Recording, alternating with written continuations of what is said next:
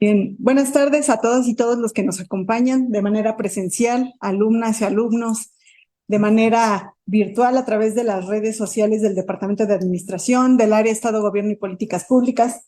El día de hoy estamos transmitiendo desde las salas Luis Inostroza y Héctor Núñez en este ciclo de conferencias intempestivas 2023, donde vamos a tener una conferencia intitulada Franz Hinkelamer, Reflexiones en torno al humanismo de la praxis. Esto como a manera de homenaje por el fallecimiento a poco más de un mes de este importante autor, economista alemán, pero alemán latinoamericano podríamos decir, ya más adelante veremos por qué. Y para esto nos acompaña, nuestro conferencista, el doctor Carlos Juan Núñez Rodríguez, quien me va a apoyar también a moderar, el doctor Rodrigo Ocampo Merlo, y el doctor Alfredo Garibay Suárez, jefe del Departamento de Administración, a quien le agradecemos su presencia y le pedimos que nos brinde unas palabras para iniciar este ciclo de conferencias intempestivas del trimestre. Gracias, doctora Susana. Pues solamente es para celebrar en principio, ¿no? Y dar el toque protocolario, que no debe de ser menor para eventos como este. Primero, agradecer la invitación a estar presente en lo que es la inauguración de lo que sería esta conferencia, porque en realidad, como dan cuenta, el trabajo que se ha realizado pertenece al ciclo. El ciclo de conferencias intempestivas radica precisamente en lo que se está fraguando, en lo que es importante reconocer por lo que está pasando, particularmente hoy en modalidad de homenaje.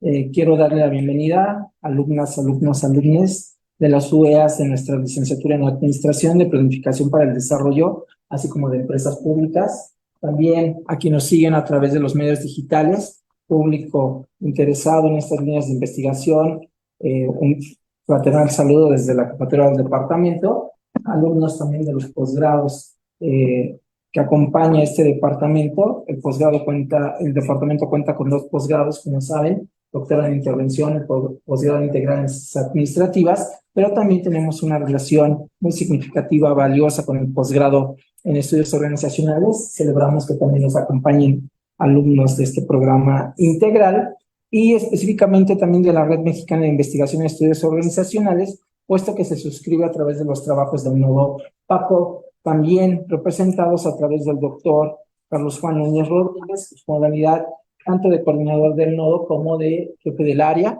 pero lo más importante como profesor investigador de este departamento.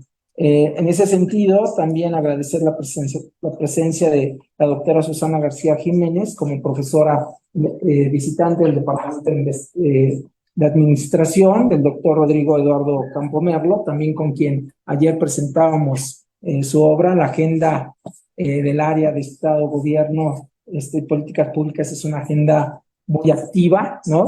Ya teníamos a bien participar y celebramos que también el doctor Rodrigo esté presente moderando la presentación. Y ya para concluir, puesto que los expertos son los colegas quienes estarán tomando la voz, es importantísimo para el Departamento de Administración una agenda para este tipo de actividades, puesto que en la triada que maneja en su programa estratégico departamental, en principio está caracterizada por el reconocimiento. Hace un momento platicaba con la coordinadora de vinculación de la División de Ciencias Sociales y Humanidades, profesora del Departamento de Administración, la maestra Berta Lozano, y explicaba lo importante que tiene que ver en el reconocimiento de cada una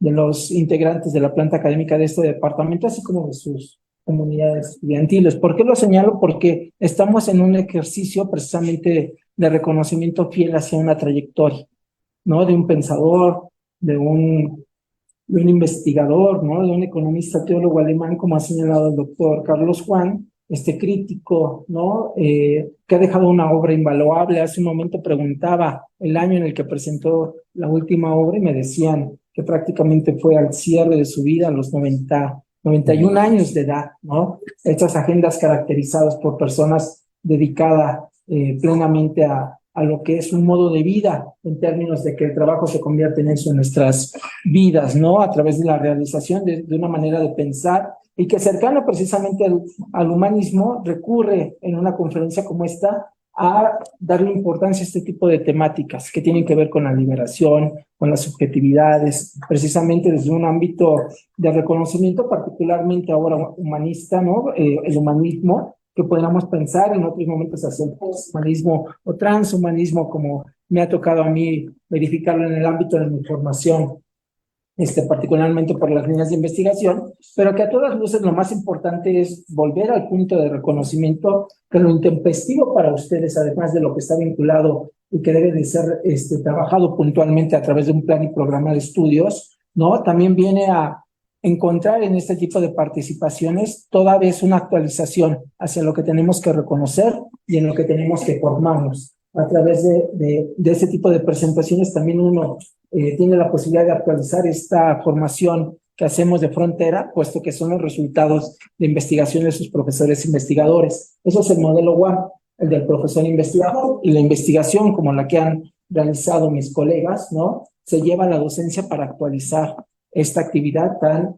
fundamental, la sustantiva, la principal. No me queda más que celebrar y también agradecer los apoyos técnicos estratégicos, ¿no? De los ayudantes del área, Gerardo, Alejandra, puesto que toda la suma de voluntades permite que se generen estos actos de bondad en los que somos privilegiados para poder encontrarnos con el conocimiento.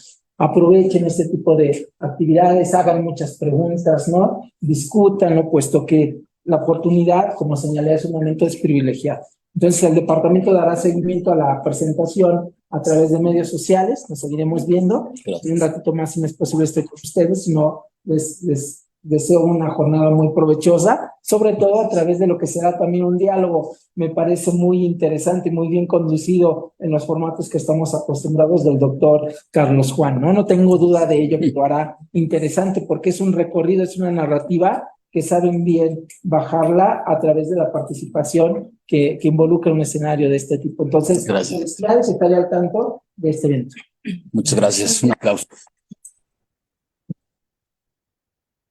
Muchas gracias, doctor Alfredo Garibay Suárez, jefe del Departamento de Administración, por estas palabras para dar inicio a este ciclo de conferencias intempestivas que, nos acompaña el doctor Carlos Juan Núñez Rodríguez, quien va a ser nuestro conferencista el día de hoy. Antes de darle la palabra, me gustaría mencionar un poco algunos datos de el autor, ¿no? Al que se va a referir, al que le estamos haciendo este homenaje y este reconocimiento a su trayectoria, que fue muy prolífica, como ya bien mencionó el doctor Alfredo Garibay Suárez. Franz Hinkelhammer nació en Alemania el 12 de enero de 1931 y falleció en Costa Rica el 16 de julio de 2023. Les decía, hace poco más de un mes. Y bueno, ha sido, fue una gran pérdida al pensamiento crítico en ese sentido. Fue un hombre longevo, pero también muy prolífico en su producción, ya lo decían, a lo largo de su vida, hasta el último día de su vida. Yo recuerdo las últimas conferencias en las que estuvo presente, ya vía virtual, pero siempre atento, ¿no? Y siempre con este énfasis, ¿no? En el pensamiento crítico latinoamericano, porque a pesar de ser un alemán, construyó precisamente digamos que desde donde podemos abrevar, o de los pioneros del pensamiento crítico en América Latina, que esto es muy importante y supongo que al respecto nos dará una importante conferencia el doctor Carlos Juan Núñez. El doctor Carlos Juan Núñez es licenciado, maestro y postdoctor en filosofía, especialista en filosofía política y de América Latina. Tiene otra maestría en historiografía de México y es doctor en estudios organizacionales. Es también un amplio conocedor de Franz Hinkelhammer y el día de hoy nos va a impartir una conferencia intitulada Franz Hinkelhammer, reflexiones en torno al humanismo de la praxis. Adelante, Gracias, doctor. Gracias. Doctora. Bueno, gracias al doctor Alfredo Garibay por su presencia, a la doctora Susana García Jiménez, al doctor Rodrigo Campomerro, a Gerardo y a Alejandra por todo el apoyo técnico y logístico, y a las alumnas y alumnos, bienvenidas y bienvenidos. Hace un mes, casi 16 de julio de 2023, murió Franz Hinkelhammer. Era un lunes, me acuerdo perfectamente. Y para mí Franz Hinkelhammer es un autor muy importante. Lo conocí a través de otro autor y profesor, Enrique Dussel, cuando yo estudiaba filosofía en la Facultad de Filosofía y Letras de la UNAM. Llegó a estar ahí en el salón con nosotros varias veces, Hinke Lammert, y bueno, fue desarrollando su vida. Y entonces a mí me remite a mi licenciatura, así como ustedes que están muy chiquitas y chiquitos, yo hace muchas décadas estuve también joven, ¿no? Así como ustedes. Y bueno, y en el camino han muerto dos amigos míos que fueron discípulos de Hinke Lammert. Juan Manuel, que hizo su tesis de licenciatura sobre Hinke Lammert ahí por el año 2000, es decir, lo hemos trabajado muchos años, y Juan José Bautista, ¿no? Que es uno de los alumnos más destacados de la filosofía de la liberación y murió en la pandemia. Entonces, también pienso en ellos. Evidentemente pienso en Dussel, que es mi maestro y amigo de Hinke Lammert. Otros amigos también de la licenciatura, Mario Ruiz y Reina Castro, con los que conviví muchos años y trabajé Hinke Lammert y muchos otros autores. Y últimamente me he encontrado a nuevas generaciones, ¿no? Pienso en Jorge Zúñiga, que organiza varios eventos sobre el pensamiento latinoamericano, entre ellos homenajes a Hinke Lammert, también lo recuerdo en este momento. Es decir, para mí, aparte de ser una cuestión académica, sí es algo emotivo, y tenía que decir eso. Así, te voy a hablar de Hinke Lammert. Como muy bien plantearon ya ahorita el doctor Alfredo y la doctora Susana, Hinke Lammert era un autor alemán que vivió 93 años y 63 años de ellos los vivió en América Latina. Eso hay que tenerlo claro. Del 63 al 73 vivió en Chile, salió corriendo ahí por el golpe de Estado. Y bueno, y Hinke Lammert era doctor en economía, ¿no? Eso es importante. Estamos ante un economista, que habrá estudiado mucho economía, pero no solamente estudió economía, estudió filosofía, teología, historia. Es un erudito de las ciencias sociales y de las ciencias económico-administrativas. Entonces, un autor que hay que revisar si uno quiere ampliar la discusión. Él es parte de los que fundan la teoría de la dependencia. Sus críticas al subdesarrollo latinoamericano y al concepto de desarrollo, por ejemplo, ahorita que están aquí los alumnos de planificación para el desarrollo, pues ya desde los años 70 eran claras. El concepto de desarrollo es un concepto imperialista que plantea Truman, el expresidente estadounidense en 1949, y dice: Estados Unidos tiene el capital y la tecnología. Si se quieren desarrollar, eso se lo dice a los países latinoamericanos. Si se quieren desarrollar, tienen que imitar nuestro camino. Entonces, desde el 49 los empezamos a imitar, ¿no? 59, 69, 79, 89, 99, 2009, 2019. Ahí van 70 años. Más estos cuatro son 74 años imitando a los estadounidenses. Y hay un problema, el desarrollo no llega. Porque es un concepto imperialista. Nunca va a llegar. Y ahorita voy a explicar por qué. Y Hinke Lammert se empezó a dedicar eso en los años 70, a criticar el concepto y la práctica. Entonces le toca el golpe de Estado en Chile, sale del país y llega el dictador Pinochet. Y de Estados Unidos, que es de donde se fragua el golpe de Estado, mandan a Milton Friedman, alumno de Hayek.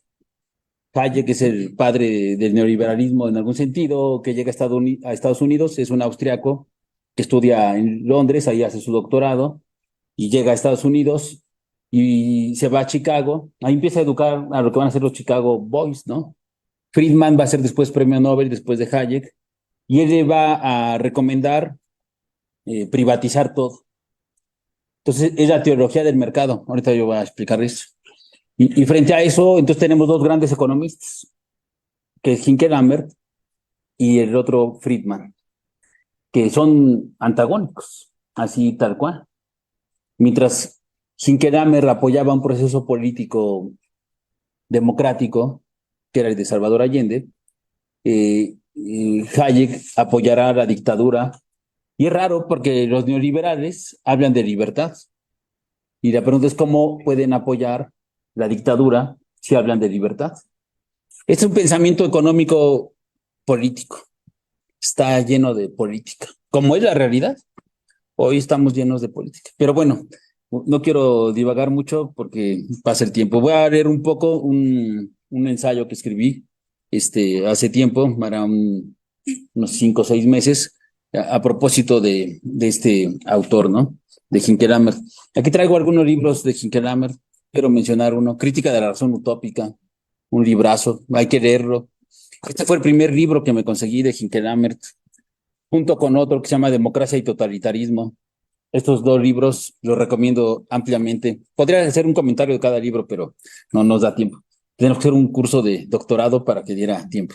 Entonces digo, la obra de Franz Hinckelhammer resulta más que interesante y pertinente para plantear un conjunto de temas que se dan por olvidados, superados y me atrevo a decir ocultados deliberadamente. Tal es el caso de qué es la crítica. Pues no parece muy claro para muchos autores y autoras lo que significa. Ni valoran su importancia, ni mucho menos su trascendencia. La crítica debe de llevar a la praxis, pero para el autor alemán ya no es cualquier tipo de praxis, sino que en específico es producto del humanismo de la praxis, que de esto va a tratar la plática breve, pero tratará de esto. Estamos ante un conjunto de categorías y propuestas teóricas que se pueden exponer a partir de la crítica, humanismo y praxis. Tenemos 3 categorías: crítica, humanismo y praxis. Así tal cual. Entonces, el objetivo es contribuir a la comprensión del pensamiento crítico de la obra del economista alemán Franz Hinckelhammer. Entonces, es necesario comenzar por la definición del pensamiento crítico que plantea dicho autor alemán, pues así se rompen con falsas críticas y errores de autocomprensión. Entonces dice Hinckelhammer, lo cito: la crítica del pensamiento crítico la constituye un determinado punto de vista bajo el cual esta crítica se lleva a cabo. Este punto de vista es el de la emancipación humana. Fin de la cita. Entonces eso es muy importante tener. ¿En qué consiste la crítica? Pues tiene que ver con un punto de vista. ¿Cuál es el punto de vista? La emancipación humana. Ahora, la cuestión va a ser de qué nos tenemos que emancipar. Ahorita lo vamos a ir aclarando. Pero si no hay ese punto de vista, no hay crítica. Puede haber un debate, ¿no? Con otros autores. Puedes decir, estoy en contra de Hayek, pero por otras cosas. O de Popper. O de Taylor, ¿no? Para poner en términos de administración. O en contra de Fayol, ¿no? Depende. Pero ahí no hay una crítica, sino parto del punto de vista de la emancipación humana. Fin de la cita. Entonces, solo hay pensamiento crítico si plantea la necesidad, posibilidad, viabilidad, utopía, criterio, epistemología, metodología o teoría de la emancipación humana. Es decir, todo está vinculado a la emancipación humana. Sin plantear la emancipación humana, no hay crítica. Lo que a lo sumo se daría sería un pequeño debate, una disputa que no descubriría ni haría visible las causas de la necesidad de la emancipación humana. O sea, ¿por qué es necesario emanciparse? Ustedes se podrían preguntar. Entonces podríamos pensar, ¿por qué no queremos migraciones por pobreza? ¿No? Porque queremos ser incluidos en la educación, porque queremos tener sistemas de salud públicos, porque queremos comer, porque necesitamos tener dónde vivir. Ahí empieza el tema en términos estrictos. El aspecto central de la crítica la construye desde la economía política de tradición marxista, por un lado, y por otro, la crítica a la razón mítica. O mejor dicho, desde la economía política realiza una crítica a un tipo de razón mítica, que es la de los mitos liberales de libre mercado, democracia y tecnología. Y tiene un librito, que se lo recomiendo, hacia una crítica de la razón mítica. Claro, estos son años de lectura, no crean que lo leí el fin de semana. Entonces, para que no digan cuánto libro es, no, con calma, en una trayectoria de vida se puede ir leyendo mucho. Entonces, repito, o mejor dicho, desde la economía política realiza una crítica a un tipo de razón mítica, que es el de los mitos liberales de libre mercado, democracia y tecnología. Claro, podrían ser más aspectos, pero yo me detuve en ellos. Si la razón mítica moderna, capitalista y tecnológica han llevado a la deshumanización del humano, es necesario recuperar esa condición, es decir, humanizar al humano, ante lo cual se plantea una serie de aspectos, temas, problemas y preguntas. plantea que la humanización del humano, se plantea que la humanización del humano es resultado de un proceso histórico, de un proceso de emancipación. A la vez, la emancipación se da en distintos niveles y aspectos dentro de las luchas por la construcción de la historia. La modernidad produce ambos conceptos, humanización y emancipación, pero a la vez produce deshumanización. Entonces, eso es importante. Cuando aquí se refiere a la modernidad, podemos pensar así en específico en la Revolución Francesa. Ahora bien, utiliza la metáfora de que el humano nace libre, aunque nazca con cadenas. Entonces ya es una contradicción. ¿Cómo nace libre si nace con cadenas? El ser humano tiene dignidad, aunque nazca con cadenas. Lo que deshumaniza al humano son las cadenas con las que nace y vive. Por ello plantea que el pensamiento crítico debe, y cito a Hinkelhammer, decir y derivar cuáles son esas cadenas. Fin de la cita. Abstractamente plantea que las cadenas son negación del ser humano. Encuentra que la Revolución Francesa implica, por un lado, la ruptura de cadenas y, por otro, la afirmación de nuevas cadenas. Es decir, que la revolución burguesa y su lucha por la emancipación del hombre permitió romper con los nobles, pero impuso nada más su cálculo de interés individual. Entonces, de la transición, ¿no? De lo que se podría llamar cierto feudalismo a el capitalismo, ¿no?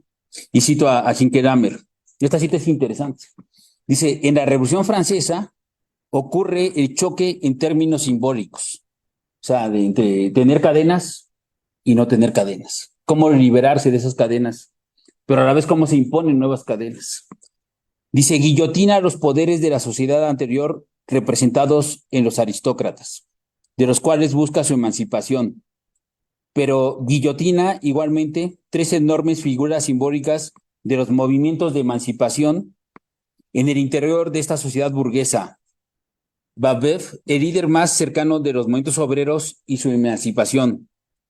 Olympe de Gouges, la mujer de la emancipación femenina, y posteriormente se degolló en la cárcel a Toussaint Louverture, el líder haitiano de la liberación en los esclavos en Haití. Fin de la cita.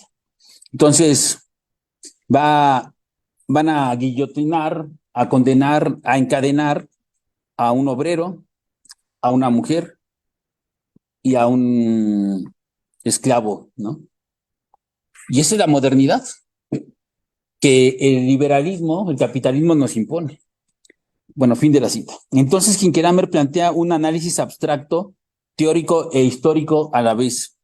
Las cadenas, figura abstracta de lo que deshumaniza al humano, tienen su concreción histórica a través de distintas etapas de la historia de la humanidad. Ahora de lo que se trata es de realizar una explicación teórica de la aparición, funcionamiento, institucionalización y normalización de esas cadenas. En principio, plantea que se está ante la deshumanización al plantear derechos individuales. Frente a ellos se encuentran los derechos colectivos, que son los que humanizan a los humanos. Entonces, ya aquí empieza. Hay derechos individuales, que son todos los que reconoce el liberalismo.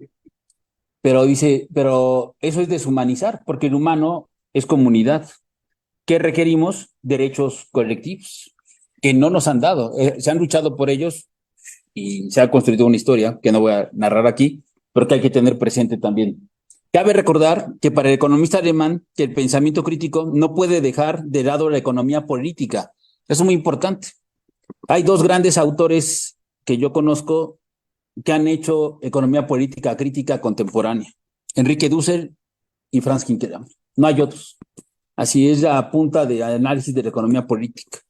Y cito, una reconstrucción del pensamiento crítico incluye hoy necesariamente una reconstrucción de la crítica de la economía política. Fin de la cita. Su crítica a partir de la elaboración de una economía política crítica contemporánea, la cual tiene que tener por fin la crítica al neoliberalismo y todas las instituciones que crea, desarrolla e impone. Entonces, la economía política crítica contemporánea tiene por objeto de estudio y de crítica el neoliberalismo, a Friedman y a Hayek, principalmente. Y a todas las instituciones como la idea de libre mercado, ¿no? Los tratados de libre comercio, los procesos de privatización, las nuevas relaciones laborales, todo eso hay que tenerlo presente. Y cito a Hinkelhammer.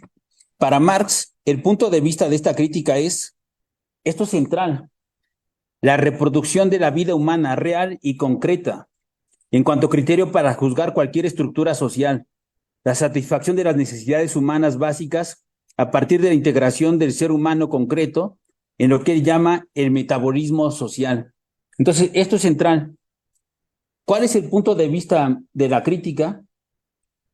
La reproducción de la vida humana real y concreta. Entonces, hay cadenas de las que hay que emanciparse, es la emancipación humana. Pero el punto de vista crítico es la reproducción de la vida humana. Eso es dentro del pensamiento crítico, aunque no tengan muy claro, hay que tenerlo claro.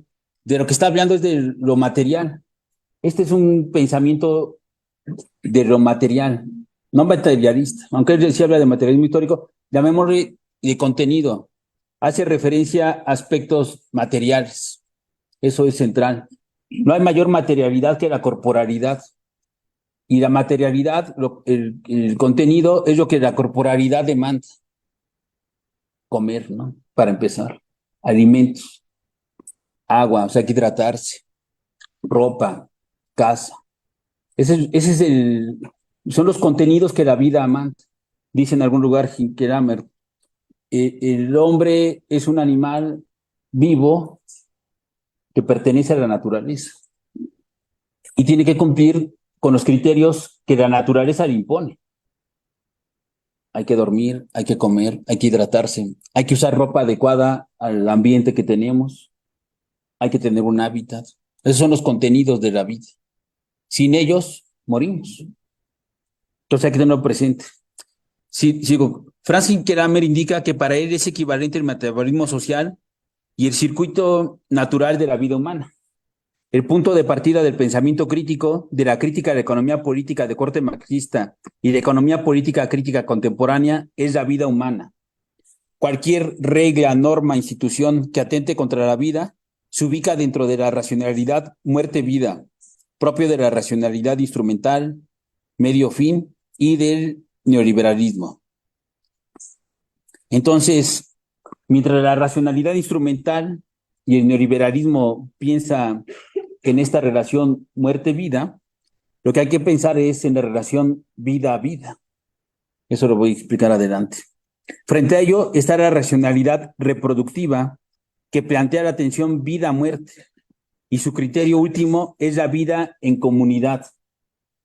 Entonces la reproducción de la vida es criterio doble, tanto de racionalidad para la toma de decisiones y ético para el pensamiento crítico. Es decir, ¿qué debo de hacer? La pregunta del desarrollo sería algo así. ¿Qué debo de hacer para desarrollarnos? Entonces, la visión más chafa del desarrollo, ¿cuál es? La inversión de capital y que crezca, ¿no? El Producto Interno Bruto. Eso ya fue discutido. Entonces, luego, por ejemplo, están autores así liberales, ¿no? Como Amartya Sen, Premio Nobel de Economía, y entonces habla de democracia y desarrollo, empieza a meter otros elementos, pero aún sigue siendo irrelevante. Ahorita voy a explicar por qué. Porque desde los autores críticos, el liberalismo, así tal cual, el liberalismo, la economía clásica, la economía neoclásica, o sea, el neoliberalismo, a lo que llevan es a la muerte. Dice Hinkelhammer, el capital es suicida. Y eso lo retoma de Marx, eso hay que tenerlo claro. Marx, en el tomo 1 del Capital, en Maquinaria y Gran Industria, termina diciendo, el capital atenta contra los dos factores, ¿no?, que lo componen, contra la naturaleza y contra el hombre. Entonces, si Marx en 1850 estaba ya claro de cuál era el desenvolvimiento del capital, Hinkelhammer ya en el siglo XX, a finales del siglo XX, está mucho más claro. Y nosotros lo estamos viviendo. Ante el cambio climático, no es porque la rosa de Guadalupe no soplara. ¿Qué es? Pues es algo muy sencillo. Es el desenvolvimiento tecnológico y de la irracionalidad del capitalismo, así tal cual. Entonces, continuemos. Entonces, por un lado, toda decisión racional debe de reproducir la vida, dice Hinkelhammer. Y a la vez, el pensamiento crítico tiene que tener como horizonte la vida para poder ser crítico. Si no piensa la reproducción de la vida, entonces no hay crítica posible. Plantea a partir de Marx la concepción de metabolismo, producto del trabajo directo, de la interacción humano-naturaleza. De ella, de la interacción del metabolismo, surge una doble posible relación. La primera, crear valores de cambio, meras mercancías. Y la segunda, valores de uso, condición material de la vida humana. Por ejemplo, hemos llegado a temas absurdos dentro de esta distinción entre valores de uso y valores de cambio. O sea, lo más importante sería, si tengo sed, requiero agua potable. Así. Entonces, en nuestro país se puede hervir el agua y la tomamos. Hay otros países que abres la llave y la puedes beber. Pero se ha convertido en una mercancía, en un valor de cambio, ¿no? Entonces, si tengo sed, tengo que ir al Oxxo y comprar una botella de agua. Entonces hay un debate. El agua es un derecho humano y es un valor de uso al que todos los humanos deben de tener acceso, o es una mercancía y la privatizo y todos vamos por nuestro garrafón Bonafón. Ese es el debate que hay aquí, ¿no? Y hemos visto cosas aberrantes. Por ejemplo, fruta, ¿no? Que tiene su cáscara y de repente las empresas pelan la fruta y la meten en un plástico, ¿no? Y la exhiben. Entonces estamos ante el valor de uso que te satisface alguna necesidad de la fruta natural, la pelas y te la comes. O el otro aspecto, que es el de hay que envolverlo en un plástico y venderlo como como un valor de cambio, ¿no? Una mercancía. Y que además se vuelve cocida, porque ese plástico va a tardar miles de años en desintegrarse. Entonces, el pensamiento crítico, la crítica a la economía política y la economía política crítica contemporánea, tienen como punto de partida, pero ahora en su aspecto de necesidades, pues en ellos se expresa la relación vida-muerte. ¿Qué hay que hacer? Satisfacer las necesidades de lo vivo, o sea, en este caso del humano. Agrega el concepto de eficiencia económica, pero no es el concepto de la teoría económico-administrativa, que tendrá que ver con el optimizar los recursos para incrementar la producción y la ganancia. Es un crítico de eso. Para Hinkelhammer, se trata de hacer eficiente la economía para integrar la vida humana en el circuito natural de la vida. Es decir, es un criterio más de racionalidad reproductiva, que apuesta por la creación de las condiciones de reproducción de la vida humana y de los ecosistemas. Entonces, la economía no debe de pensar en el crecimiento infinito y en la ganancia infinita y en la acumulación infinita. Debe de pensar en cómo reproducir la vida humana, que es distinto. El desarrollo tendría que ser un concepto que hay que tirar a la basura, así tal cual, y pensar nuevas categorías dentro de la economía política, de la administración, de la sociología, por supuesto, del ambientalismo, de la antropología, de la administración, de la historia y de la filosofía. Es decir, es una tarea dentro del pensamiento, por supuesto. No tenemos que dejarnos dominar intelectualmente. Esa es la colonialidad del poder de la que habla Aníbal Quijano. No tenemos que dejar dominarnos intelectualmente por conceptos del imperio estadounidense. Eso nos somete tanto que no nos deja ni pensar. Eso es increíble, pero es real. Ante eso estamos. Por eso sus autores valen oro, porque han replanteado la discusión. La economía clásica plantea el laissez-faire y el laissez-passer, o sea, dejar hacer y dejar pasar. Aspectos que son transformados en el neoliberalismo al laissez-faire, o sea, dejar hacer, y al laissez-mourir, o sea, es decir, dejar morir. La economía deja hacer el automatismo del mercado y deja morir a los ciudadanos. Su criterio es la ganancia, no la necesidad, no la vida, y expulsa del círculo de reproducción de la vida. Claro, que era lo que yo decía. ¿Cuál es el criterio del neoliberalismo? La ganancia. No importa si los ciudadanos mueren. Si mueren es porque, ¿qué diría un neoliberal como Friedman? Y hay que leer a Friedman. Diría, son unos fracasados. Y ya lo dijo aquí un filósofo agudo como Vicente Fox, ¿no? Si oyeron la declaración, hay que quitarle a los ancianos las pensiones. Ya no se requieren más holgazanes en este país. ¿Qué hay que hacer? Pues dejarlos morir. Es dicho animalescamente lo mismo que Friedman. Bueno, que Friedman también tiene su lado animalesco en muchos sentidos. Bueno, entonces más allá de Hinkelhammer, continúa, reproducción material de la vida humana es el criterio de decisión económica y política, desde donde se evalúa éticamente un sistema. Entonces, es una economía política como la de Marx, la materialidad, así tal cual, emancipación y vida, contenidos que necesita la vida. ¿Qué contenido requiere? Valores de uso. Ustedes, por ejemplo, pueden vivir, obviamente, en su casa con sus papás o tíos, abuelos, con quien vivan, y requieren una casa. A lo mejor después tienen 2 casas. Y si se van haciendo multimillonarios, a lo mejor tienen 15 casas. No, pero nada más requieren, como valor de uso, requieren una casa. ¿Cuánto tiempo requieren para habitar 10 casas? Es impensable. Hay un uso decreciente de los valores de cambio. Como valor de uso requiero una casa. Pueden tener 2, 3 pares de tenis, 2, 3 pares de zapatos. Había una expresidenta, ¿no? Marcos se apellidaba, ¿no? Que creo que entran a su palacio y le dan un golpe de estado, ya no me acuerdo, una rebelión, no me acuerdo bien qué pasa, en Filipinas, y entran a su palacio, tenía como 5,000 pares de zapatos. Ese es el fetiche.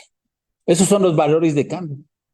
¿Para qué quieren tantos? A lo mejor con 4,000 bastaba, ¿no? Pero bueno, entonces eso para que irlo haciendo aquí comprensible para las alumnas y los alumnos de licenciatura. Entonces, continúan.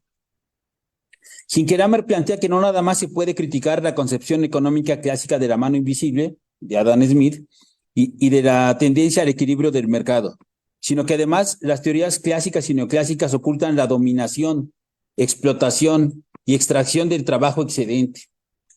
El mercado además funciona bajo la razón mítica, como se afirmó más arriba. Sus mitos son el cálculo racional, la competencia perfecta, la tendencia al equilibrio, plantear la intervención en el mercado como distorsión, el concebirlo como una institución que funciona bajo un automatismo con independencia del hombre, plantear nada más la necesidad de producir valores de cambio y no de uso, el progreso técnico infinito, la innovación infinita, la eficiencia, el que no requiere humanos, ni cuerpos, ni seres vivos para su propio funcionamiento. En última instancia, niega lo humano en su totalidad. No, y eso es muy importante. Ahora hasta con la nueva inteligencia artificial, algunos de estos aspectos se cumplen. Y la gente enajenada y fetichizada aplaude. Yo diría, no está mal, pero te está desplazando. La inteligencia artificial no tiene necesidades. No está viva, no tiene dignidad, no se tiene que emancipar.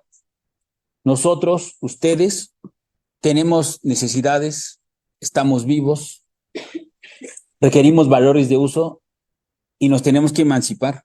Y ahora nos tendremos que emancipar también hasta de la inteligencia artificial. Pero, por ejemplo, aquí le hace críticas muy veladas al neoliberalismo. Claro, para entenderlas hay que leer a los neoliberales, a Friedman, Hayek, para empezar. Por ejemplo, Popper, que es un filósofo, y Hayek empiezan a hablar del automatismo. Y Hayek llega al tema del automatismo del mercado. Entonces dice Hayek, la institución más perfecta que se ha creado es el mercado, pero nadie sabe cómo funciona. Funciona automáticamente. No, eso es un fetiche. Exactamente es lo que está criticando Hinkelhammer. Es la razón mítica. Creer que no se sabe cómo funciona el mercado. No, pues para eso hay que ponerse a estudiar. Entonces, ¿cómo funciona? Pues hay múltiples respuestas y múltiples intentos de respuesta. No podemos decir, no sabemos cómo funciona. No, sí sabemos. Hay que ponernos a estudiar y lo vamos a ir descubriendo. Dice, ante lo cual, cito a Hinkelhammer, la reproducción de la vida humana, la satisfacción de las necesidades, el valor de uso y el valor de no uso, la racionalidad reproductiva, el equilibrio del circuito natural de la vida, el modo existencial de ser, se convierten en el punto de partida para otra economía. Es el punto de partida de la economía crítica contemporánea, ¿no? La economía política crítica contemporánea. ¿Qué se requiere pensar entonces? Reproducción de la vida, satisfacción de necesidades, el valor de uso, la racionalidad reproductiva, el equilibrio del circuito natural de la vida, el modo existencial de ser. Eso es lo que se requiere comenzar a pensar en la nueva economía política crítica del siglo XXI. No, y a eso hay que apostar. Ante lo cual el autor plantea la necesidad de que el pensamiento crítico y la economía política crítica desarrollen una economía orientada a la reproducción de la vida, es decir, propone una economía para la vida, no economía para la ganancia. Tendríamos que decir aquí en el Departamento de administración para la vida, no administración para la ganancia. Ni siquiera como Michel Foucault, administración de la vida, ¿no? Tampoco. Bueno, es otro filósofo, pero nada más. Como lo estamos transmitiendo, también hay que hacer referencia a otras personas. El concepto central de dicha economía sería la corporalidad del sujeto concreto. O sea, ustedes, cada una de ustedes, es una corporalidad, son el sujeto concreto. La corporalidad del sujeto en comunidad, claro, a la que pertenecemos, nuestra familia, vecinos, etcétera, etcétera. La dimensión corporal de la comunidad, ello además de sus aspectos materiales. Por ejemplo, alguien que dice que el pensamiento crítico contemporáneo es discursivo. En la ignorancia total, ese planteamiento. Lee uno a Marx, lee uno a Hinkelhammer, pura materialidad. Y cito a Hinkelhammer: una economía para la vida es el análisis de la vida humana en la producción y reproducción de la vida real y sus condiciones de existencia, y la expresión normativa de la vida real es el derecho de vivir. Entonces, eso se lo tienen que plantear ustedes. Yo, que soy una corporalidad concreta, la comunidad a la que pertenezco, la corporalidad de la comunidad, ¿tiene derecho de vivir o no? Esa es la pregunta. Entonces, uno piensa, ¿no? Sin el desarrollo tecnológico estadounidense, y cuando genera esta bomba atómica y va y la lanza a Hiroshima, está diciendo el pensamiento crítico, está diciendo el pensamiento mítico del poder, para hablar en términos de Hinkelhammer: yo soy si tú no eres, dicen los estadounidenses. ¿Qué está diciendo ahí? Tengo el derecho de matarte, tú no tienes el derecho de vivir. Así piensa el pensamiento mítico del poder que analiza Hinkelhammer. Y frente a eso, la racionalidad reproductiva diría: yo soy si tú eres. Se invirtió la cosa. Yo soy si tú eres, es decir, tenemos el derecho de vivir. Y hay que tomar decisiones racionales, es decir, que permitan la vida y cumplan con el derecho de vivir. ¿Qué no habría que hacer? Pues la bomba atómica, ¿no? Habría que dejar de invertir presupuesto en lo militar. Toda inversión de presupuesto en lo militar es irracional. Entonces digo, la economía para la vida tiene como última referencia al sujeto, la vida del sujeto humano, el sujeto concreto, corporal, viviente, necesitado, sujeto en comunidad. Desde ahí debe surgir la crítica de lo existente. Luego, el tercer gran bloque de la crítica es al capitalismo como religión. Hinkelhammer, a partir del desarrollo de la teoría del fetiche, plantea el surgimiento de dos formas de subjetividades: la del obrero, trabajador y hombre que se ha quedado sin lo que denomina medios de vida. Otra es la del empresario dueño, empresario que se ha apropiado de los medios de vida, es decir, de la posibilidad de hacer vivir o dejar morir a los demás. En ambas subjetividades lo que termina aconteciendo es una negación del sujeto. Ello porque el neoliberalismo produce lo que llama fundamentalismo del mercado. Eso es central. Toda su vida va a estar hablando de la subjetividad, de la crítica al neoliberalismo. Entonces, por lo tanto, comprender esta concepción de mercado total, todo eso lo tendré que ir explicando, pero no da tiempo. Pero bueno, los tratados de libre comercio para ponerlo en términos muy inmediatos, lo que tenían la pretensión era crear el mercado total, permitir exportaciones, importaciones, inversión de capital libre de aranceles, ¿no? Por ejemplo. Es decir, la circulación de capital sin problema. Pero eso es una utopía, pero no voy a hablar de eso. Francis Hinkelhammer plantea que la negación del sujeto se da a partir de la apropiación de los medios de producción y de los recursos. Entonces ya desde la apropiación privada de los medios de producción se está negando al sujeto. Todo esto lo plantea desde la lectura marxista, ¿no? Todo ello se produce a partir del fundamentalismo del mercado, que el economista alemán denomina teología del capitalismo, teología de la mano invisible. Claro, entonces es un gran teólogo, Hinkelhammer, pero no voy a hablar tanto de eso. Lo que importa aquí es lo siguiente. Hay una nueva etapa de acumulación del capital que propone el modelo neoliberal a partir de 1973 con el golpe de Estado en Chile, en México en 1982 con la llegada de Miguel de la Madrid al poder, el priista y llega el modelo neoliberal. Entonces empiezan procesos de privatización de todas las formas de propiedad que no fueran privadas, la estatal, ¿no? Las cooperativas, por supuesto, la comunal, ¿no? Eso hay que empezarlo a ver, ¿no? Cómo nos fueron despojando de los recursos, ¿no? Por ejemplo, la privatización de empresas públicas, eso hay que tenerlo muy claro, ¿no? Eso es producto de esto que está diciendo Hinkelhammer. El fundamentalismo de mercado, la mano invisible, obliga a la apropiación privada de los medios de producción.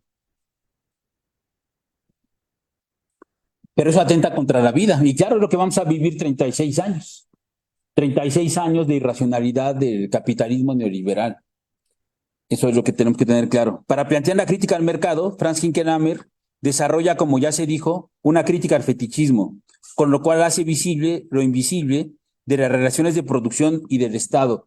Entonces, la crítica del fetichismo es la construcción de un tipo de totalidad, por supuesto, de discurso de corte neomarxista, que permite ver lo que no se ve, como la explotación, dominación, despojo. Eso no se nota. Entonces uno puede llegar aquí enfrente de la UAM, a esta empresa Bimbo, y dice, pues va a trabajar. Y sale el señor, la señora, 8 o 10 horas después, pues ya salió contenta o contento de trabajar. No, pero ¿qué pasó? Pues ahí viene el tema de la explotación. Cuando se aprueba esta nueva ley de energéticos, ¿no? Aquí en México, bajo el neoliberalismo de Enrique Peña Nieto, el PRI, PAN y PRD votan a favor de privatizar los recursos energéticos de este país en el 2013, ponen una cláusula ahí rara, ¿no? De que si en un terreno se descubre algún energético, la empresa privada tiene prioridad de propiedad sobre cualquier tipo de propiedad que hubiera sobre ella. Es un tipo de despojo. Eso hay que explicarlo así. Y continúo por el estilo. Entonces, continúo. El fetiche se ve como totalidad y se vive como subjetividad. La existencia de cada uno de los hombres está condicionada por la de todos los demás, pero indica el autor alemán que es la división del trabajo la que más condiciona la vida y existencia. Entonces, el fetiche se centra en estudiar las relaciones mercantiles, en la forma en que se conciben y viven. Y cito a Hinkelhammer. El análisis del fetichismo se dedica a las formas de ver y vivir las relaciones mercantiles y no al análisis de la producción mercantil en cuanto a su funcionamiento como coordinación de la división del trabajo. Fin de la cita. Ahora bien, para el economista alemán, la mercancía desde el fetiche se transforma en sujeto, en mercancía sujeto. Entonces está muy bueno esto porque le vas a dar vida a las mercancías. Entonces pareciera ser que una computadora tiene vida, ¿no? Un celular tiene vida. Eso es el fetiche. El fetiche, dice, el fetichismo mercantil y el fetichismo del dinero son análisis retomados por Franz Hinkelhammer de Carlos Marx.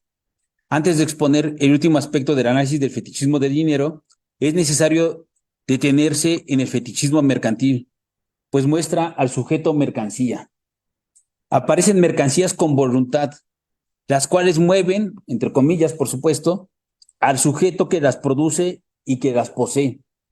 En apariencia, estas mercancías se enfrentan entre sí y terminan haciendo que los propios hombres se enfrenten, con lo cual se ha creado una realidad fetichizada.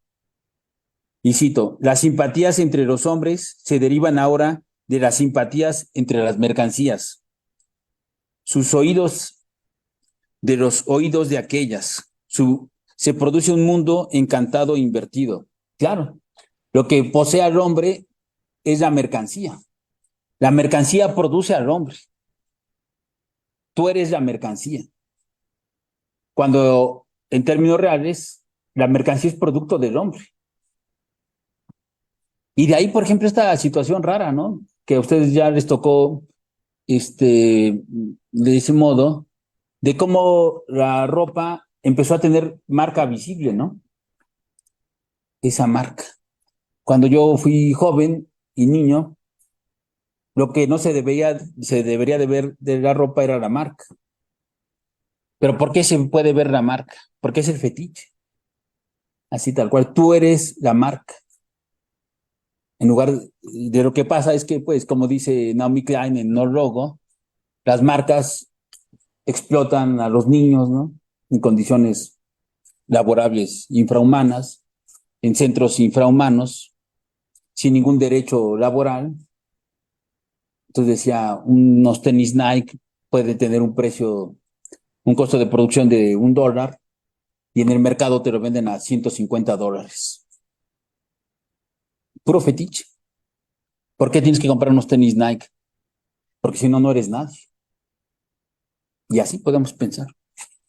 Dice, la relación mercantil que llevan a la relación social entre productores y la relación material entre los productores permite esconder lo que son las mercancías y el valor. El punto medular aquí es que el hombre debe adaptarse a la relación mercantil. Ya no puede el hombre adaptar dicha relación a las necesidades humanas. Un aspecto central es que no todos los hombres podrían estar en la relación mercantil, a lo que Franz Hinkelhammer denomina falla de mercado. Claro, si tú no puedes comprar y vender, ya no estás en la relación mercantil. Entonces ya Hinkelhammer invierte la crítica. Dice, ahora lo que falla es el mercado, porque no da empleo. Así tal cual. Y entonces en México, cuando nos imponen el neoliberalismo, se llena el centro de la Ciudad de México de vendedores ambulantes. Eso no existía. Es una falla del mercado, dice Hinkelhammer, que impide que los humanos entren en relaciones mercantiles. Si tú no tienes trabajo, después no puedes ir al mercado y comprar en el Oxxo. No puedes ir a esta cosa, ¿cómo se llama? A Parque Delta y demás centros raros comerciales, a Plaza Satélite, ¿no? Que está acá en el norte de la ciudad. No puedes ir a Plaza Satélite y comprar en totalmente Palacio. No tienes empleo. No estás en las relaciones mercantiles. Un aspecto central es que no todos los hombres podrán estar en las relaciones mercantiles, a lo que Franz Hinkelhammer denomina falla del mercado, misma que consiste en la imposibilidad de asegurar la vida a los hombres. Ello una vez que se acepta dicha relación como lo racional y único posible. Es decir, que si uno nada más construye un tipo de economía y de administración para producir, para la ganancia, para enriquecerse, para acumular y para consumir, estamos ante la imposibilidad de la vida. Eso es así. Para él, el mercado neoliberal adquiere la forma de un Dios, el cual, como todo Dios, niega al hombre. Por eso es la teología del mercado. ¿No? Esta es una gran reflexión muy profunda que no conozco más que con él y con Dussel. Esa relación mercantil fetichizada impone la negación de la posibilidad de vivir, pero no asume la responsabilidad de ello. Es decir, que el hombre inventa una institución que le evita comprender y hacerse cargo de los resultados que produce la misma, pero sí se asegura que al hacer que los hombres se adapten a ella y así garantizar la propiedad privada.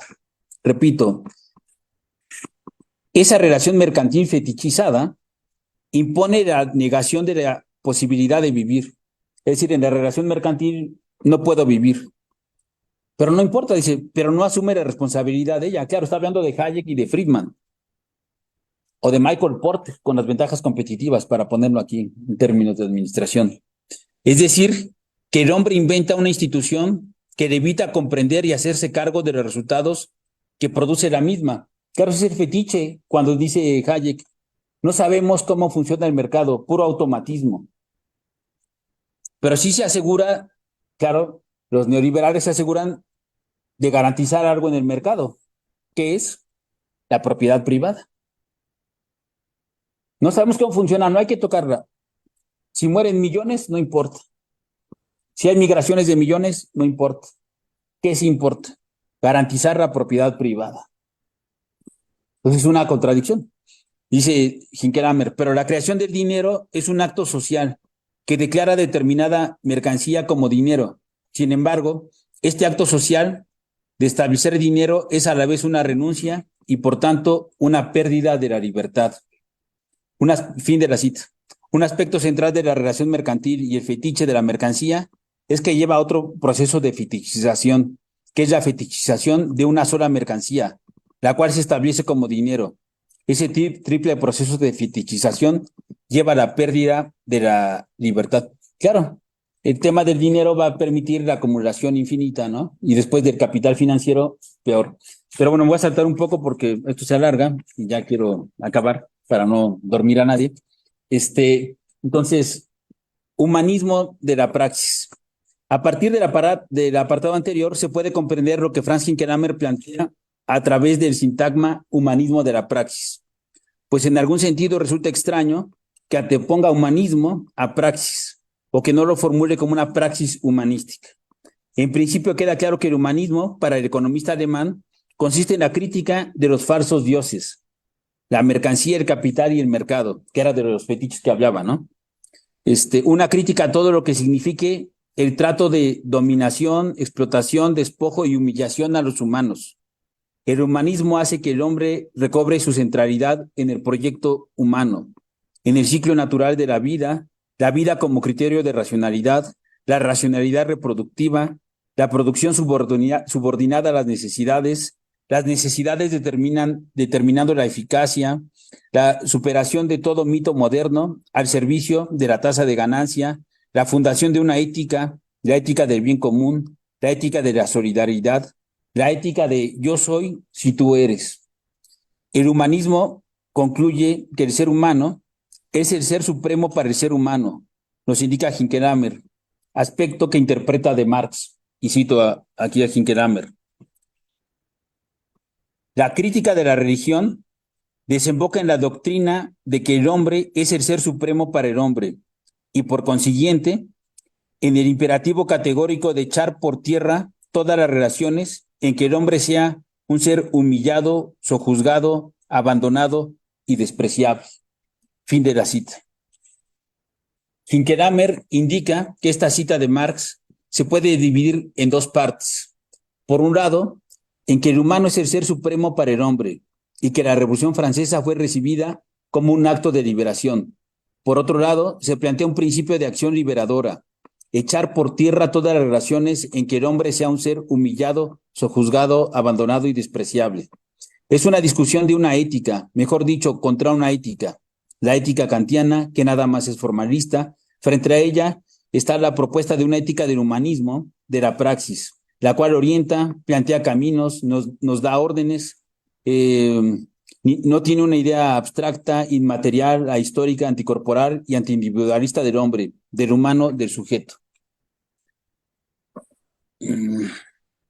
Dice, a partir de la crítica a la religión, dice Hinkelhammer, que plantea Marx incorpora la acción, pues se trata de construir un mundo distinto, es decir, la crítica a la religión integra la praxis, con lo que se abre la posibilidad al futuro de la sociedad humana, a partir de lo cual se podría afirmar que otro mundo es posible, parafraseando al Ejército Zapatista de Liberación Nacional, pero ello solo a condición de la praxis en este mundo.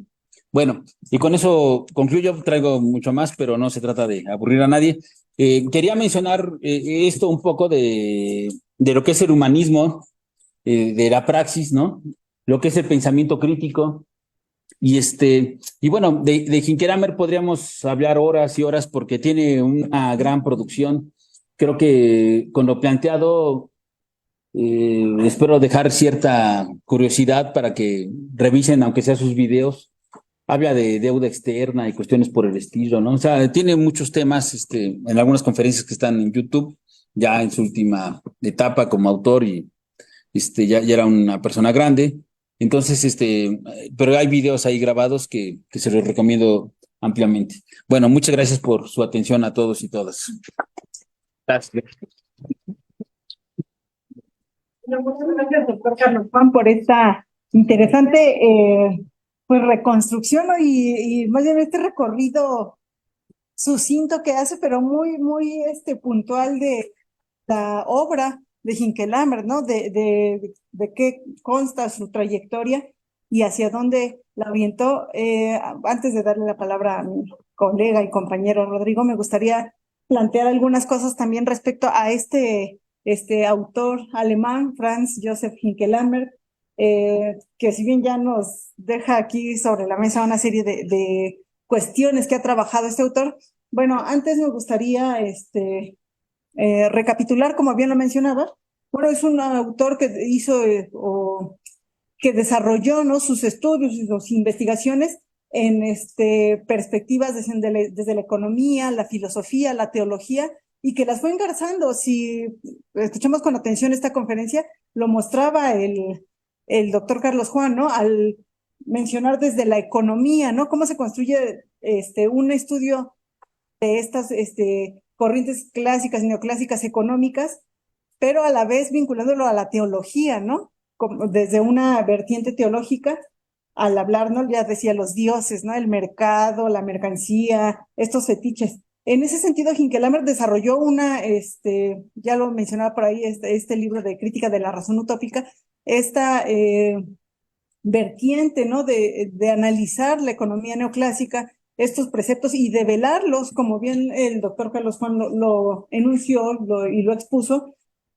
frente a otras, ¿no? No solo era la economía neoclásica en este libro de Crítica de la Razón Utópica, sino también frente al pensamiento soviético, ¿no? ¿Cómo lo va a plantear?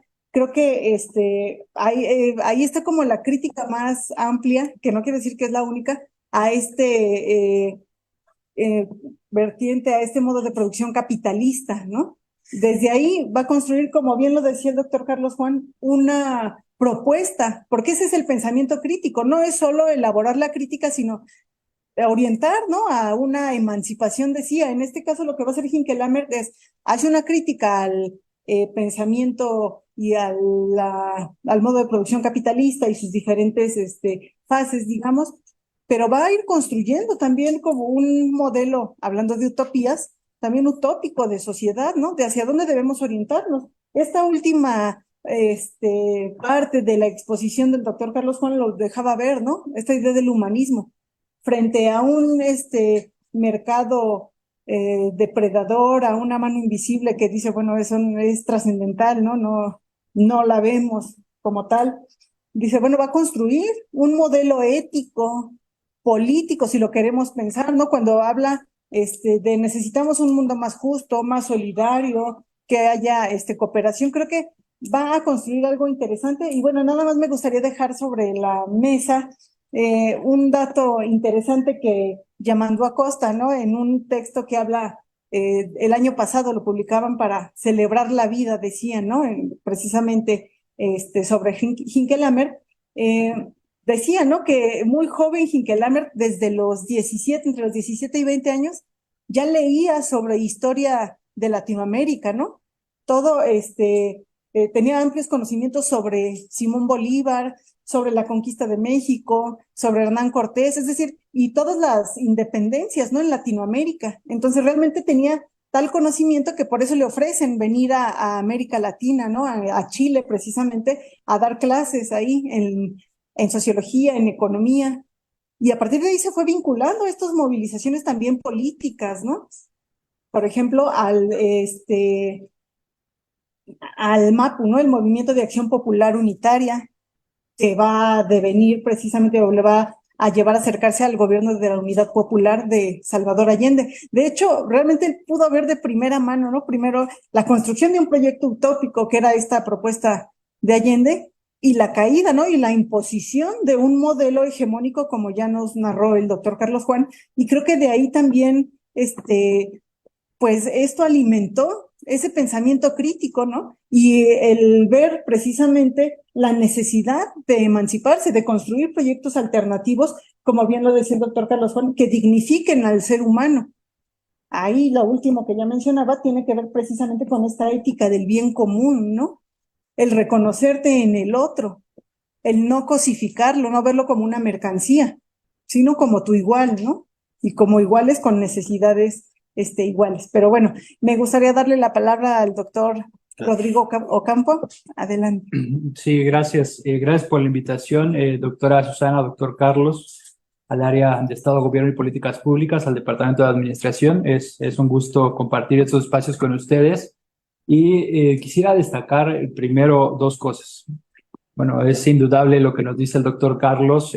La obra de Hinckelammer puede ser desbordante, pero también quiero destacar y agradecer la ponencia del doctor Carlos. Esto que nos presenta no es producto de un día, unas semanas, unos meses, es producto de años. Entonces, también debe de agradecerse que tener el honor y el orgullo de que tengan profesores con esta dedicación, compromiso y disposición crítica ante el mundo. Y eso es de valorarse. Entonces, y bueno, para nosotros creo que es un orgullo poder compartir estas reflexiones, y uno va enriqueciendo también su formación, porque bueno, aunque aquí luego digan que ya somos doctores, en todo momento seguimos aprendiendo y cuestionando nuestros supuestos, y cada que uno va aprendiendo cosas, te va dando cuenta de lo pequeñito que es frente al conocimiento. Entonces, a mí me gustaría recuperar algunas de las ideas que ya fueron planteadas por el doctor Carlos, y es destacar esta idea de un pensador alemán, pero que, como bien lo señalaba la doctora Susana y el doctor Carlos, está pensando en los años 70, 60 con una teoría de gran relevancia para América Latina, que es la teoría de la dependencia. A lo mejor nosotros lo decimos así como un supuesto de que todos sabemos de qué se trata cuando hablan de la teoría de la dependencia. Pero estas formulaciones teóricas justamente discutían o ponían en cuestión las propuestas desarrolladas por la CEPAL, que apostaban a que América Latina lo que faltaba es invertir en tecnología e industrializarse para desarrollarse y por fin alcanzar el sueño de la modernidad y el desarrollo y el bienestar común. Y estas teorías dicen, no, hay una imposibilidad del desarrollo en América Latina, porque existen dependencias estructurales entre los países, ¿no? En los países centrales y los países periféricos. Y bueno, hay más autores que van a plantear o van a desarrollar esta idea de la teoría de dependencia, pero tienen como fundamento esto, ¿no? Que la idea del desarrollo es una utopía, ya que una imposibilidad estructural para los países periféricos de desarrollarse. Y como buen economista, uno a veces piensa, es que un economista debe saber muchos números, hacer econometría y formulitas y arrojar gráficas, y parece que es eso, ¿no? Pero los economistas, como bien lo señalaba el doctor Carlos, también tienen principios éticos y filosóficos de la forma en cómo interpretan y están pensando el mundo. Y Hinckelammer hace una crítica a los fundamentos de la teoría neoclásica, ¿sí? Como ya bien lo decía el doctor Carlos, al libre mercado, al individualismo, al desarrollo del capital como una condición que está atentando contra la vida, ¿sí? Y esto no es una cuestión menor. ¿Qué supone cuestionar los fundamentos del desarrollo del capitalismo en su fase neoliberal? Implica cuestionar cómo se distribuye la riqueza, cómo se genera la explicación de quiénes son los que generan la riqueza. Por ahí algunos de ustedes pueden decir, no, pues es que los empresarios son los que generan la riqueza, ¿no? Ellos apuestan su capital, ¿no? Y no necesariamente es así. Y justamente lo que está haciendo este autor de corte marxista es problematizar esto. ¿Cómo se está ordenando el mundo en su fase neoliberal? ¿Sí? ¿Cómo se están institucionalizando nuevas prácticas? cómo se construye una idea de ser en el mundo que niega la reproducción de la vida. Entonces, esto es importante. Y pensar cómo se está ordenando el mundo es cuestionar la irracionalidad que puede subsistir en un mundo ordenado racionalmente. Y ustedes como administradores, administradoras lo deben saber. Esta inquietud de racionalizar los recursos, de hacer un uso eficiente de los mismos. Justamente Hinkelhammer, un nivel de abstracción mayor, dice, el mundo se cimienta, o la dinámica del mundo se cimienta en lógicas irracionales, ¿sí? A partir de una construcción racional del mismo. Bueno, y va discutiendo cómo la construcción del desarrollo, la técnica incorporada a la ciencia, puede tener una connotación racional, irracional. Ya ponía el doctor Carlos algunos ejemplos, como incluso algo básico como el consumo del agua, ¿no? Y una inquietud de este autor, que no conozco muy bien, pero ahí estoy acercándome a él, es la inquietud de cómo el capitalismo, y esto es importante tenerlo en cuenta porque a veces se va del horizonte, construye sus propios mitos y sus propias utopías, ¿sí? ¿Cuál es una utopía del capitalismo? Y ya lo anunció el doctor Carlos, la idea del progreso infinito, ¿sí? ¿Cuál es otra utopía y que ustedes están viviendo en sus vidas? Y a lo mejor las personas que nos están siguiendo por redes sociales. La idea que a partir del mérito individual, ¿sí? Nos va a llevar a un éxito, ¿sí? Y que a partir de esta idea del meritocrática, no importa sobre quién pasemos, pero vamos a llegar a ser exitosos y reconocidos por el mundo. Entonces, el capitalismo construye sus propios mitos y sus propias utopías. Sí, la misma idea de que el mundo funciona a través, o la economía funciona a través del libre mercado, es una utopía, ¿sí? No hay evidencia empírica que demuestre que las economías se rigen a partir del dejar hacer, dejar pasar, del que nos hablaba el doctor Carlos, ¿sí? El Estado está en constante intervención de proteger a ciertos sectores productivos, a proteger el proceso de acumulación del capital, ¿sí? ¿Dónde está la idea del libre mercado? ¿Sí? ¿Dónde está la idea del libre mercado que se nos impuso a México? ¿Sí? Abrir las fronteras, reducir el área del presupuesto, el área de intervención del Estado, y Estados Unidos implementa políticas proteccionistas hacia su economía. ¿De qué libre mercado nos hablan? Entonces, es interesante cómo se problematiza esto. Y a partir de la construcción de utopías y mitos, también se construyen fetiches, de lo que nos hablaba el doctor Carlos. ¿Qué es un fetiche? Es justamente algo que se crean o creamos los seres humanos y se nos muestra como algo ajeno, como algo externo, que tiene vida propia y se nos impone y nos domina. ¿Cuál es el fetiche por excelencia del capitalismo? La idea del libre mercado.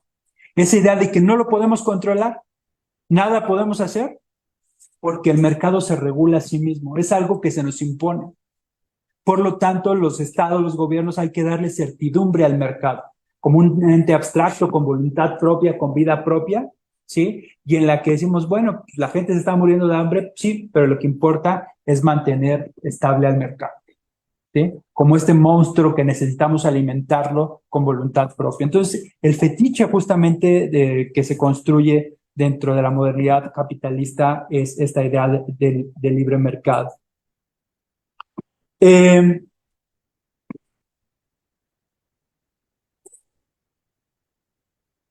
Iba a comentarles, bueno, y hay dos, justamente estaba revisando este texto que se llama Totalitarismo de Mercado, que justo me lo recomendaron acá la colega y el colega, y justamente dice, hay dos principios de la justicia moderna que atentan justamente contra la vida, contra el desarrollo de la reproducción de la vida. El no perdón de las deudas de los estados y una idea de salario justo. ¿Quién define qué es un salario justo? La ley dice, bueno, ahí está el salario mínimo, por eso les debe de alcanzar y reproducir y hacer lo que puedan. Sí, es su salario justo. ¿Sí? Y son criterios intocables y principios que son inamovibles. ¿Sí? Y Hinckelammer va a decir, hay muchas formas, o puede haber diversas formas de matar, que no necesariamente se puede recurrir a las armas. Obligar a las naciones a pagar deudas impagables es una forma de matar a las poblaciones. ¿Sí? Nos estamos matando entre nosotros por un teléfono celular, por robar, por ¿sí? Esas son muertes indirectas que se generan a través de presiones comerciales de organismos internacionales. ¿Sí? Entonces, hay algo interesante, ya que con esto concluyo, y es toda idea crítica, dice, debe proponer una alternativa. Y me parece interesante esta reafirmación de la vida en comunidad a partir de reconocer un principio básico. Yo soy, yo soy si tú también eres, ¿no? ¿Y cuál es el principio sobre el que opera la racionalidad del mundo moderno? Yo soy si tú no eres. Y yo soy si tú no eres se incorpora a las prácticas de su cotidianidad, ¿sí? Se incorpora como un saber común, como una subjetividad, y lo pongo en una idea básica, el principio de competencia. Yo puedo ser exitoso, ¿sí? A partir de ganarte en la competencia por un puesto, a partir de negar tu posibilidad de vida, ¿sí? A partir de negar tu posibilidad de realización como ser humano. Yo soy a partir de tu negación. Entonces, me parece interesante la manera como lo invierte Hinckelammer. Dice, a ver, bueno, vamos a partir del principio, yo soy a partir de reconocimiento de tu existencia. Entonces, no es una cuestión fácil ni es algo que se resuelva en 2 segundos, pero al menos es importante tenerlo en consideración en el momento de problematizar nuestro entorno y nuestro estar en el mundo. Gracias. Gracias. Muy bien.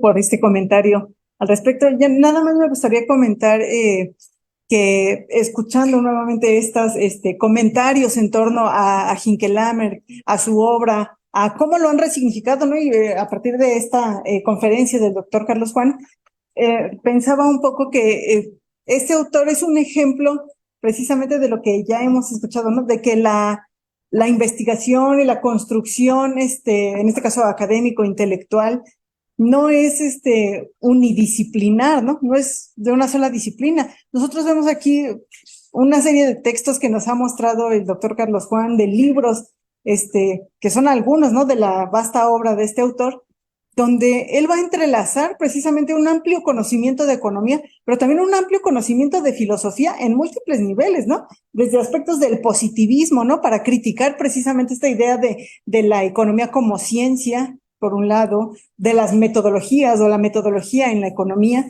pero también desde la filosofía para construir una idea de ética, ¿no?